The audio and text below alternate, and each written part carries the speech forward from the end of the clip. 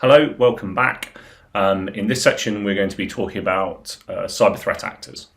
What we're going to do within this section is introduce some more formal terms for what people can call computer hackers. So the objective of this is really so you can deconstruct this catch-all, pretty generic term of a hacker into something more meaningful and hence something more useful in the context of cyber threat intelligence. Finally, we're going to put this all into context and take a look at how these frameworks for thinking about things are actually useful. Okay, let's jump in. So the first place we're going to start is with what is now, what I would opinion, a historical term for looking at hackers. And that's the colour of their hat. Stick with me, this is going somewhere. A while ago, people used to call hackers, they used to divide them down according to the colour of their hat. These weren't literal hats they were wearing, they're metaphorical hats. And the terms were black, grey and white hat hackers.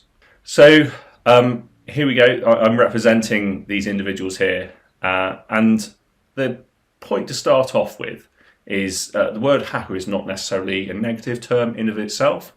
For the first generation of hackers, and even to this day, it's actually seen as quite a positive term to refer to somebody as a hacker. It shows that they've got this combination of technical virtuosity, curiosity, and benevolence. They're doing this to help people combined together. So hacker in itself is not necessarily a bad term to call somebody. Indeed, there are a couple of organisations out there where job titles are hacker. You are a hacker. What we're going to talk about now is moving on with that and what different types of hackers you can get. So, as I was saying, even today it's seen as a badge of honour by some.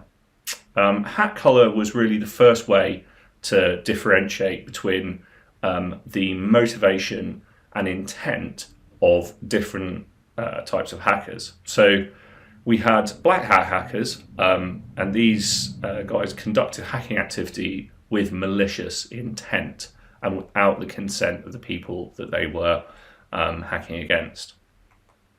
White hat hackers conducted hacking activities with the consent of the technology owner. And then the most interesting one for me is this idea of the grey hat hacker, who conducted hacking without malicious intent, but without the consent of the technology owner or the organisation. This division is really interesting because it pulls out two important concepts. One is the intent of the hacker towards the organisation they're doing hacking operations against.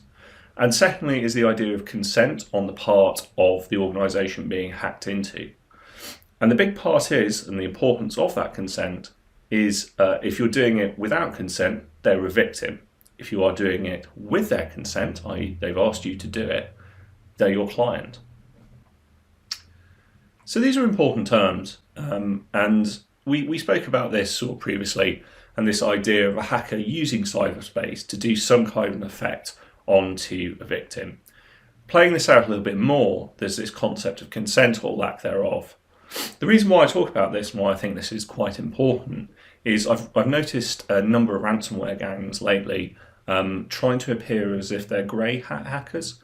So they've not been invited to do the activity that they're doing, but they're doing so in order to try and help that organisation. And what they'll do is they'll use the language of penetration testing. So for example, they'll say they're not attacking an organisation, they're just doing a security audit.